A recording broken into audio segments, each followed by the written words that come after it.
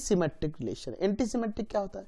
A relation R on a set A is said to be anti symmetric if A related to B and B related to A. देखो कह रहा है कि अगर A B से related हो और बी ए से रिलेटेड हो तो उसमें देखना होगा कि ए बी के इक्वल होना चाहिए। यानी कहने का मतलब यह है कि अगर ए बी बिलोंग कर रहा है आर में और बी ए भी बिलोंग कर रहा है आर में, इसका मतलब वो इक्वल होगा तभी बिलोंग कर रहा है, समझ रहे ना?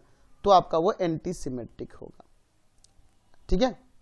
आप अदर हैंड ऐसे भी कह सकते हैं कि अगर ए बी बिलोंग कर रहा है रिलेशन आर में तो उसमें बी ए नहीं होना चाहिए,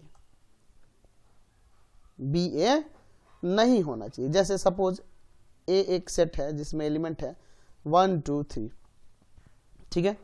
जैसे मान लो R1 में एक रिलेशन लिख देता हूं जिसमें एलिमेंट मैं लेता हूं 1 2, ठीक है, 1 3 2 2, ठीक है। तो यहां 1 2 है, 2 1 नहीं ना है, 1 3 है, 3 1 नहीं ना है, 2 2 है, ठीक है। तो यहां पे ध्यान दो, इक्वल के लिए तो चलेगा, ए बी बिलोंग कर रहा है आर में और बी ए बिलोंग कर रहा है तो ए बी के इक्वल होगा तो कोई दिक्कत नहीं है।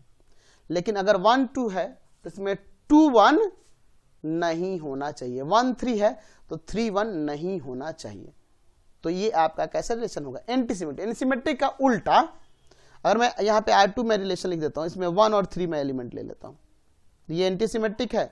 तो हाँ बिल्कुल ये एंटीसिमेट्रिक है। मैं लेकिन एक R3 रिलेशन ले लेता हूँ जिसमें 1 2 लिख दूं और 2 1 लिख दूं, तो ये सिमेट्रिक है, एंटीसिमेट्रिक नहीं है। क्योंकि 1 2 है तो 2 1 तभी होगा जब ये 1 2 के इक्वल होगा तभी, है ना। जो कि ये 1 2 के अनइक्वल है तो ये संभव नहीं है। यानी 1 2 है तो 2 1 है तो ये सिमेट्रिक है, एंटीसिमेट्रिक नहीं है, एंटीसिमेट्रिक नहीं है। समझ गए? Then now we also define this antisymmetric relation. Thus R is antisymmetric if A not equal to B। क्या हो? अगर A B के इक्वल नहीं हो then both AB and BA cannot belong to R। ठीक है। तो इसको आप ऐसे भी डिफाइन कर सकते हो कि अगर A B के इक्वल नहीं है तो उसमें ये दोनों पेयर AB एंड BA होने ही नहीं चाहिए उस रिलेशन R में। तो ये क्लियर हो गया कंसेप्ट। तो आज की क्लास में इतना ही।